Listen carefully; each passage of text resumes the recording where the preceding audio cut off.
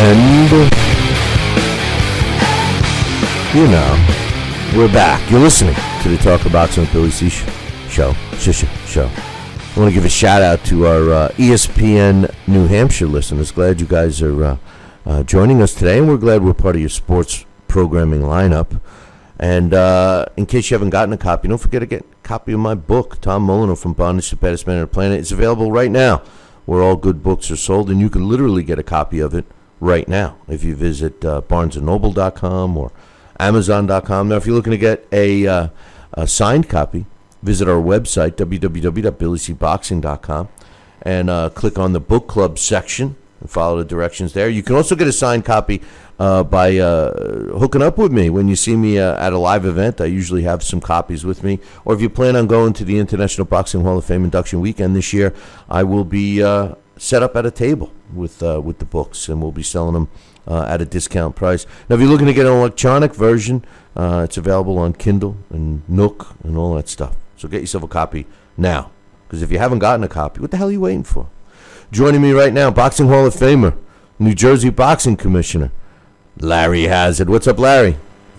Hey, Billy, what's going on, man? Not too much, man. Not too much. Hey, Larry, I got to ask you a question, and I really don't know how you're going to respond to this, but in the last couple of days, actually, we've had a couple of fights that have not happened because of weight issues, and normally when a fight is really important, it's a major fight. For an example, if it was a Mayweather-Pacquiao fight and somebody comes in at a weight, really grossly overweight or something like that, I could see, taking a stand or whatever. But like in the case of David Lemieux this past weekend, he came in 3.5 pounds overweight, which is not professional for him. I get it. I understand that aspect of it. But his opponent, who was offered 40% more of his purse just to fight the fight, said no, and he walks away from the fight, ultimately not making a penny, and all the expenses that incurred. And the same thing happened last night with a fighter that was supposed to get a W. His opponent wouldn't fight him, even though the opponent was overweight by 4 pounds, and the guy that was being fed this sacrificial lamb wouldn't take the fight. Am I wrong to suggest that these fighters should, especially if there's a financial gain, and if it's, the guy couldn't make weight because he was draining out for a week. He was a last-minute sub. What's your thoughts on that? Well, I don't know if a few pounds is going to really make that much difference. Right. Especially, I've seen this happen before, okay? And I've seen guys offered more money, like you said, and they still don't want. Sometimes it makes you wonder if they really want to fight, if they weren't looking for a way out of the fight. But a few pounds, I really don't see if that makes that much difference.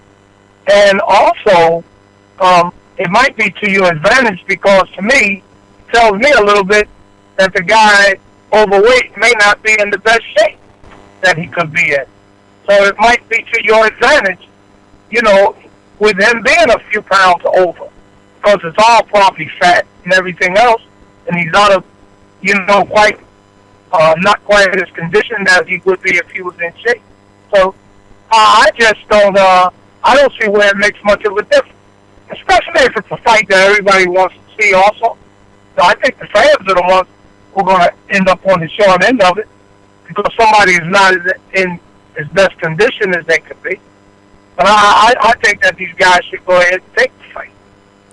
I know that there's some safety issues, and I know when you put your commissioner hat on, you guys have some rules in place in the state of New Jersey. I know state of New York and Nevada, all the reputable commissions do that. Regardless of the weight class, they don't permit a certain amount of weight swing between fighters and stuff. And I understand it's safety issue and stuff. But you're not going to allow a guy to lose 5 pounds, okay?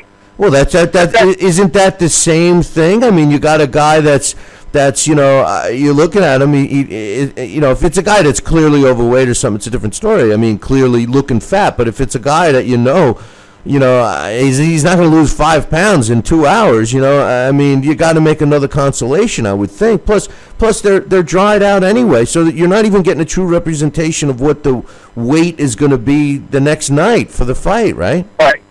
Right. That's right. Maybe have a stipulation where they weigh in again. In the case of last night, there was a guy that was the A side. He's a young fighter, Mario Barrios. He's on his way up. So they bring in an opponent for him on a week's notice. And the opponent agreed to make a certain weight, and he came in overweight. And, they were trying to take money from him. And at the end of the decision, Team Barrios, the A side, turned it down. They didn't want to fight because the fighter didn't make weight. And to me, this guy, I thought it was a mistake on their part because, number one, you're bringing in a guy that's probably so weak, he probably hasn't even had a chance to eat in a week. But W, you bring it in. Look, you're not bringing in, and we know this.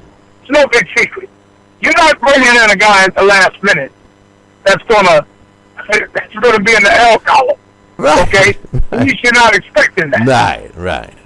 And then you turn him down once he gets in because he's a few pounds. That's a real question. I would question the fighter. I would question his heart. Does he really want to fight?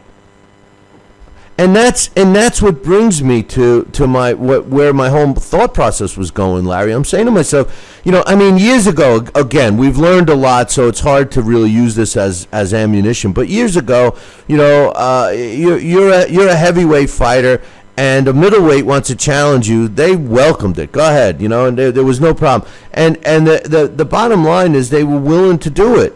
It just seems today that fighters, it's almost, and I don't mean to blanket them all together, but it just seems that a lot of fighters today look for an excuse, like you alluded to before, like they don't really want to fight. They look for a reason to get out of the fight. And if that's the case, they shouldn't even be a boxer to begin with.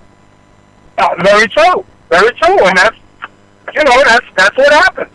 And like I said, you begin to wonder. And that is probably the case in many instances. That the guys are looking for ways to get out of the fight anyway. And they shouldn't really even be fighting. Right. Yeah, that's the whole sad part of it, Larry. We got fighters that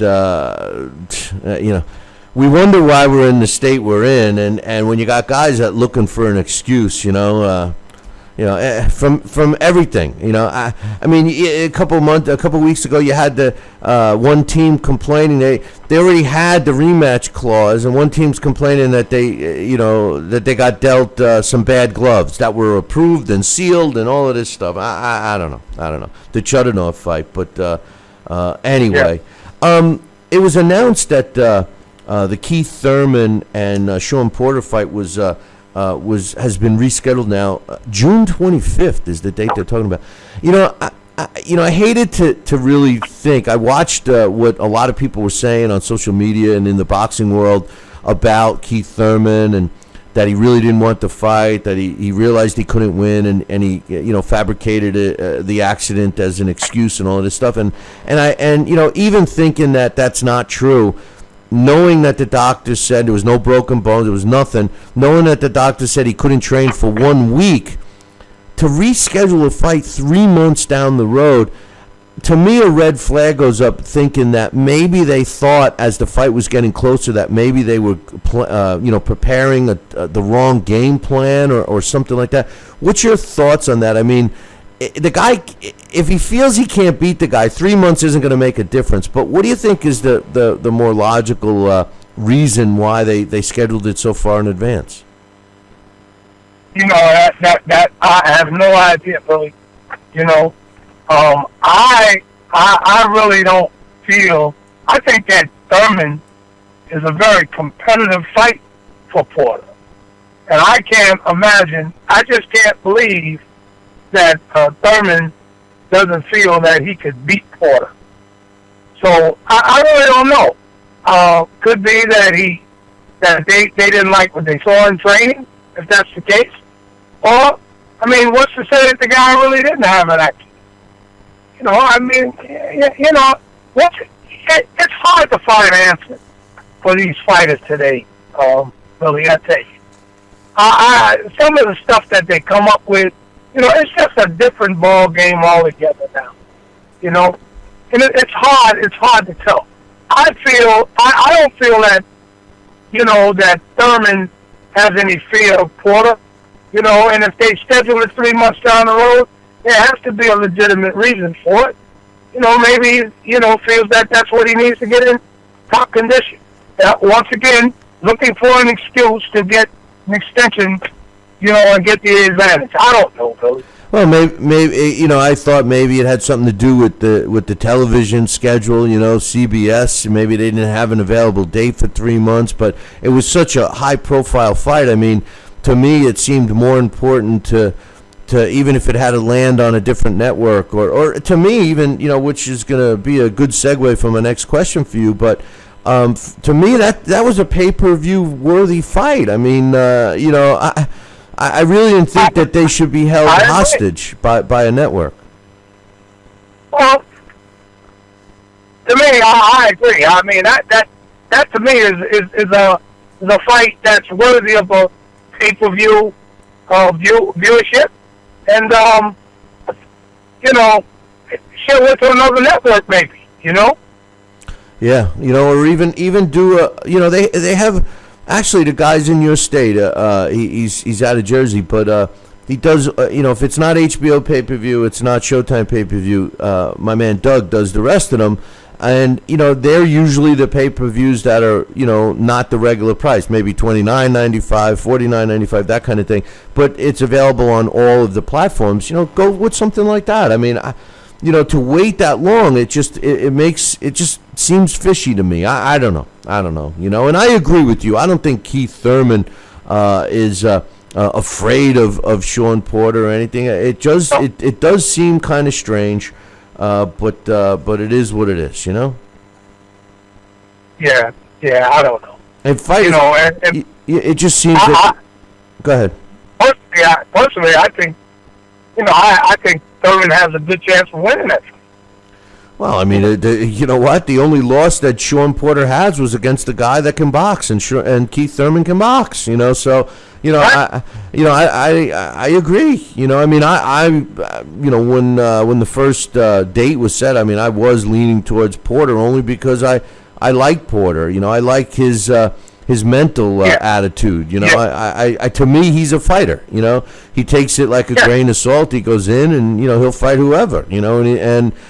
Today, fighters just, it's like they want to, I keep saying, I blame it on Floyd, because there's only one Floyd. Floyd was able to do it. More power to him, and he was successful at it, being able to manage his own career and make the right moves, and the rest is history. He's a first ballot Hall of Famer. But other fighters, they may not be able to do it. There wasn't always, there wasn't a 100 Peyton Mannings. There was one. You know what I mean? So I don't know. I think that's what they try to do. You make a good point, because therein lies the difference. When you say there wasn't 100 Peyton Mannings, and you use the Floyd analogy, the big difference here is the talent level. These other guys that are trying to do that, somebody needs to tell them, you're not the superstar that Floyd. Floyd stayed in shape. Floyd had the talent. Whether, we could have disagreed with Floyd on a lot of things, but Floyd was a very talented fighter who stayed in top-notch condition. Okay? And that's the reason why he was able to do the things that he did. I agree. I agree. To keep growing his talent. I think it's funny because a lot of the fighters, they forget that part of it. They forget that he had some. First of all, he had natural. Forget the boxing talent. He had natural athletic ability. That's right. And I think one of the most important attributes he had was that he always stayed in shape. He was very loyal to being in shape. He never really had to focus a training period on losing weight. It was always focusing on his game plan, and I think the translation is he picks his opponents. He does everything his way, and they're leaving out the most important aspect. He wasn't able to pick the opponents and make everything in his own way if he didn't have the other part of the picture, So, right. And you end up with guys that are refusing to fight because they can't agree on a glove or the weight is we're talking right. We're not talking 13 pounds overweight. We're talking 2.3 pounds overweight. After a good night eating Chinese food, I could lose 3 pounds. You know what I mean? So anyway, good segue. One more thing I'd like to add about that, because it's important. So it's something that we talk about all the time. Floyd gives credence to the old fighters. Okay, the old-time fighters. He never had a weight problem. Why? Because he stayed in shape. Boxing was a full-time job for him. Okay? If he fought tonight, he was right back in the gym next week.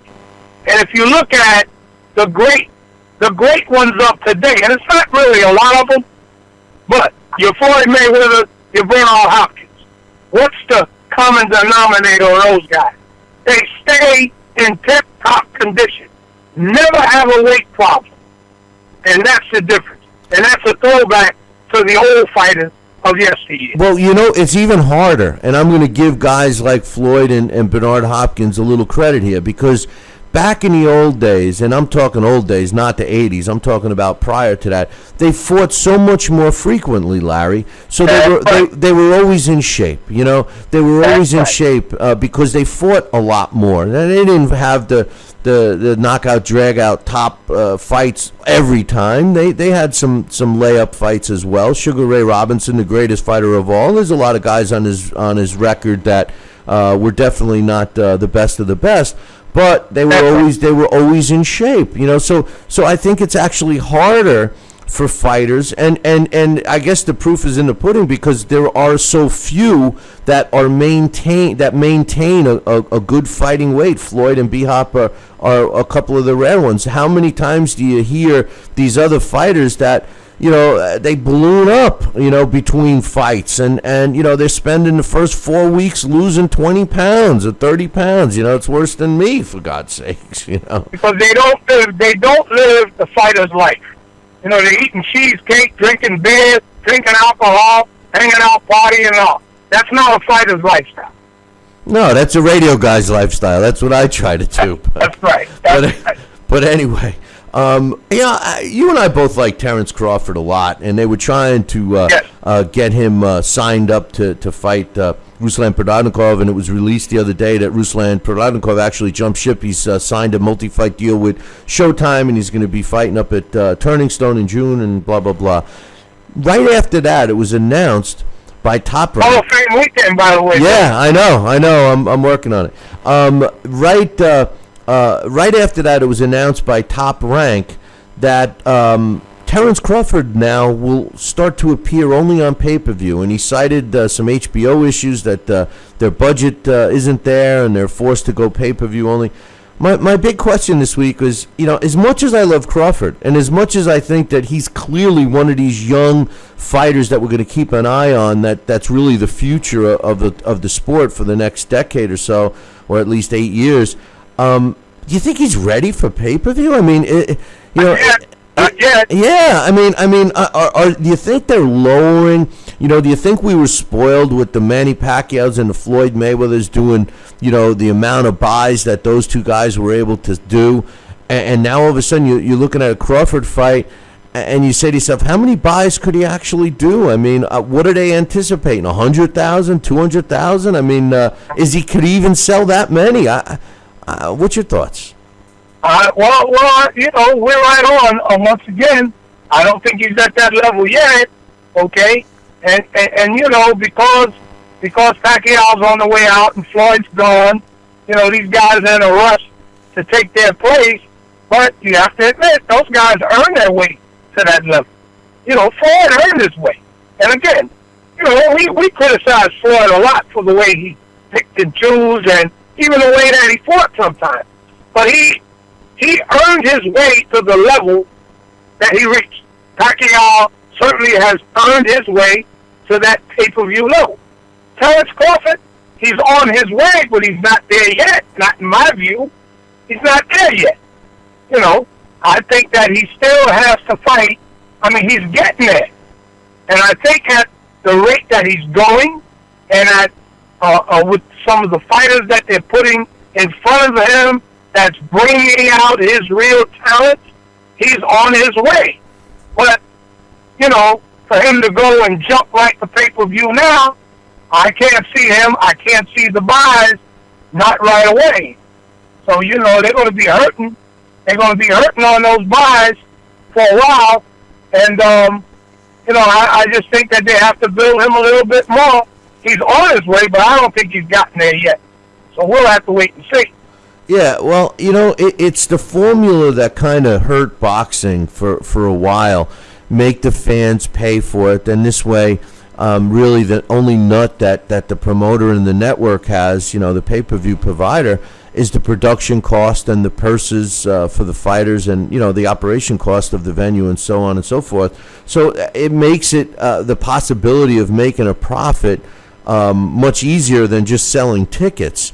You know, to me, it's always been like kind of a lazy man move for both the promoter and the network. You know, so you know, maybe that's their approach, that they just figure, hey, well, you know, we need to make some money here. Let's make whatever we can. You know what I'm saying? Well, I don't know. You know, I think the boxing fans are getting a little bit more demanding now, and they're holding on to their they're holding their pocketbooks a little tighter now with this pay-per-view. You know, because fans, you know, PBC has done a lot in that direction. You know, we've gotten a little bit used to now seeing some pretty exciting fights on free television. And it's going to be kind of hard now, you know, for the fans to start dipping back into their pocketbooks for pay-per-view events that really are not working. Because we're getting used to seeing some pretty exciting fights on free television, you know, and, you know, it's becoming a habit. And so I'm loving it. Yeah. So I think that that whole paradigm is going to change now. Well, let's hope that they can still stay afloat. They're treading water here, and I tell you one thing I really miss is the ring card girls, man. It really was bothering me last night watching the broadcast, and I'm saying, man, there's no ring card girls. And I noticed really, and that's me being a dirty old man wanting to see the ring card girls. But let me tell you, there is a real function. Because the corner guys, I saw, you know, just during the broadcast, I saw several times when, you know, they were actually asking what round it is. You know, there's no, you know, you know, you're in the heat of battle. You're not paying attention to the round. Somebody needs to know, you know, and that was informative. It was informative in a entertaining way, but still, there was a reason, you know. So I miss that, and I miss having the announcer in the ring too. I think the announcer should be in the ring. Well, I miss a couple of things. I miss that ring walk.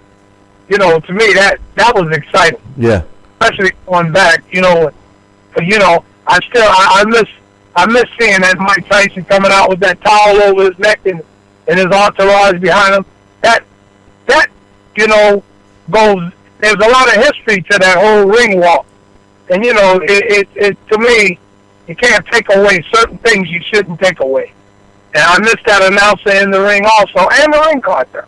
Yeah, you yeah. know, And those are the things that those are the sacred things in boxing. That's why. You know, nobody's ever going to convince me with this open scoring where you're announcing who's ahead at the 4th round, the 15th. You know, the mystery of the decision. That's all a part of boxing.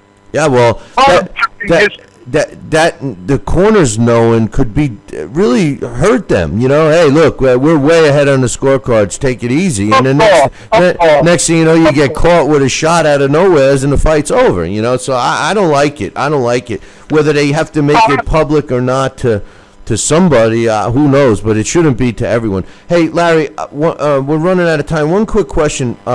Nicholas Walters, they're trying to get a deal for him to fight Vasily Lomachenko, which I love to fight. Nicholas Walters really isn't as well known as I guess he thinks he is. And in his last fight, I thought he won the fight, but he got kind of robbed and was presented a draw. Well, now apparently he's holding out, like he's demanding way more money than they're willing to pay. You think he could be very possibly pricing himself out of not only a big fight, but a good career? I mean, this guy's at that point. He's not over the hump yet. Well, what I think, when you get these guys with these, when they start pricing themselves like that, to me, that's a sign that they lack a little bit of confidence. Lomachenko, that's a big task. And a lot of times I figure, well, he's trying to get as much money as he could because he doesn't know if he can win this fight, So that's the only thing I can say about that. That's a tough fight for Walters because this guy, Lomachenko, he's a pretty tough cookie. And, I don't know. To me, that's a sign, especially when you know that they're pricing themselves out. Again, sometimes they're looking for excuses to not take the fight, too. That's why I always see in these unreasonable types of demands. Either, they feel that they can't win the fight, or they're looking for an excuse, to not take the fight. So, we'll see what happens here. He'll end up pricing himself out because, Lomachenko's a tough task for him. And so I just feel that he lacks confidence. Could be. You could have hit that one right on the head, my man. Well, listen, Larry. Next week we're off, but we're going to be kicking off the new time. So we'll be looking for you that week after Easter. And real quick before we let you go, what's your thoughts with the show starting early and maybe touching on some other topics and stuff? You think we're doing the right thing or what? Yeah, well, I mean, you got to try different things, Billy. That's what's the term is progressive. You have to change here and there, and let's see what the audience, how the audience feels about that. You might want to do a little talking on the way to work in the morning. So we'll see. You have the flexibility to go back. I think it's a great idea. Let's try it out. Well, listen, we're looking forward to it, and you have a great Easter holiday, and we'll be looking forward to you in the morning of the week of the 28th, man. Okay, very good. All right, Billy. All right, Larry, enjoy the fights. Okay, you too. All right, take care. That's Boxing Hall of Famer Larry Hazzard, New Jersey boxing commissioner as well. And programming note, we will be kicking off the early morning on March 28th. So make sure you tune it in. We will be airing live right here on BillyCBoxing.com, also on the YouTube page. Nothing will change for the radio stations because they will have their normal shows, but make sure you check it out. 8 to 10 a.m. Eastern Time. We'll be back in 2.